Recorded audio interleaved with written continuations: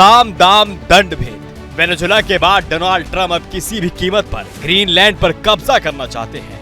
विशेषज्ञों का मानना है कि इसमें ट्रंप को आधे घंटे या उससे कम का वक्त लगेगा। बताया जा रहा है कि अमेरिकी राष्ट्रपति डोनाल्ड ट्रंप ने आर्कटिक द्वीप को हथियाने की योजना पर अमल शुरू कर दिया है। ये कब्जा 4 चरणों में किया जा सकता है, जिसके पहले स्टेप पर काम भी शुरू हो गया है। एक्सपर्ट का कहना है कि डेनमार्क में इसे स्वायत्तशासित क्षेत्र पर कब्जा करना अमेरिका के लिए बहुत ही आसान होगा। रणनीतिक रूप से महत्वपूर्ण आर्कटिक में स्थित ग्रीनलैंड पर कब्जा करने का ये प्लान उन रिपोर्टों के बीच आया है जिसमें व्हाइट हाउस ने कहा है कि ट्रंप इस इलाके को खरीदना चाहते हैं, लेकिन इसे हथियाने के लिए सैन्य ताकत के इस्तेमाल से इनकार नहीं करेंगे। ग्रीनलैंड डेनमार्क का एक क्षेत्र है जिसकी आबादी लगभग 57,000 है। अधिकांश हिस्सों में बर्फ से ढका ये द्वीप खनिज से भरपूर है और यही डोनाल्ड ट्रंप की इसमें दिलचस्पी का मुख्य वजह है। डेनमार्क ने द्वीप को कब्जाने की अमेरिका योजना का विरोध किया। हालांकि अमेरिकी अधिकारियों की बयानबाजी के बीच विदेश मंत्री मार्को रूबियो डेनमार्क के प्रधानमंत्री से मिलने वाले हैं। रिपोर्ट्स के मुताबिक अगर राष्ट्रपति ट्रंप ग्रीनलैंड को हासिल करने के लिए डेनमार्क के साथ पैसे के बदले डील नहीं कर पाते हैं, जो उनके पास इस पर कब्जा करने के लिए 4 स्टेप का प्लान है। इसका पहले चरण में ग्रीनलैंड के लोगों को प्रभावित करना है, जिसकी शुरुआत हो चुकी है। ट्रंप ने पिछले साल राष्ट्रपति का पदभार संभालने के साथ ही ग्रीनलैंड की आजादी पर बात करना शुरू कर दिया था। आजाद होने के बाद ग्रीनलैंड अमेरिका के साथ ज्यादा करीब से काम कर सकता है। वर्तमान में ग्रीनलैंड को किसी भी संधि पर साइन करने से पहले डेनमार्क से मंजूरी लेनी पड़ती है। आजादी के लिए ग्रीनलैंड के लोगों को डेनमार्क से अलग होने की मंजूरी देने के लिए रेफरेंडम में हिस्सा लेना होगा। साल 2025 में आइलैंड पर किए गए एक सर्वेक्षण में 56% लोगों ने कहा था कि वे आजादी के लिए वोट करेंगे, जबकि 28% ने डेनमार्क का हिस्सा बनने रहने का समर्थन किया था।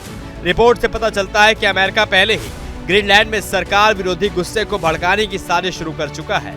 अगस्त 2025 में डेनिश जासूसों का कहना है कि उन्हें इस इलाके पर ट्रंप के कब्जे को बढ़ावा देने वाली साजिश का पर्दाफाश किया था।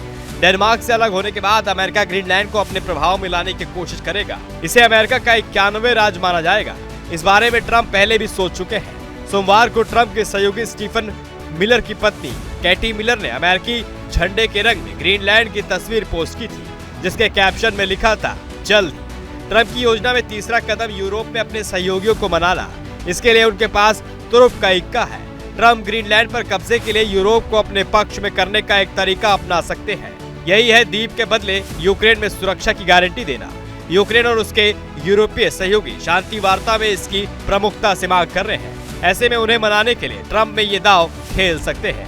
आखिर तीसरा कदम फेल हो जाता है तो आखिरी विकल्प सैन्य कब्जे का है। ग्रीनलैंड के एक सुरक्षा विशेषज्ञ के मुताबिक इसे 30 मिनट से भी कम समय में हासिल किया जा सकता है। ट्रंप ने ग्रीनलैंड पर कब्जा करने के लिए सैन्य कार्रवाई से इनकार नहीं किया है।